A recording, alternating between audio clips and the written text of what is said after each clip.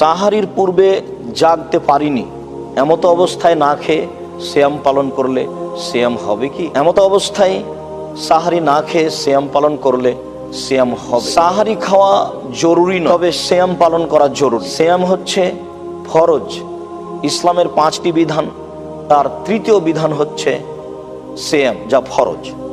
অতএব ফরজ পালন করতেই হবে সাহারি না খেলেও।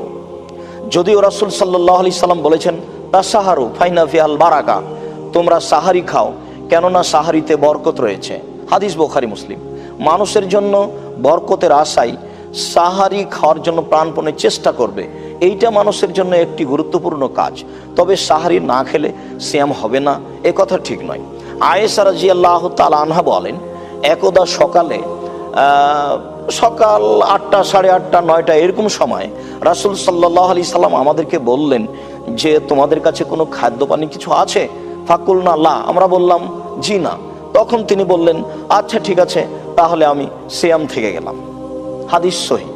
সম্মানিত দর্শক মণ্ডলী, যদিও বিষয়টি নফল সিয়ামের ব্যাপারে, তবুও আমরা ওই হাদিসটিকে সামনে রেখে বলতে পারি যেহেতু রমজান মাস ফরজ সিয়াম, কাজেই সেহারি না খেলেও তাকে সিয়াম থাকতে হবে। আমরা এই হাদিসটিকে দলিল হিসেবে পেশ করতে পারি যে রাসূল সাল্লাল্লাহু আলাইহি সাল্লাম না খেয়েও সিয়াম থেকে। আল্লাহু আ'লাম বিশ-শাওয়াব ওয়া সাল্লাল্লাহু আলান নবী ওয়া সাল্লাম।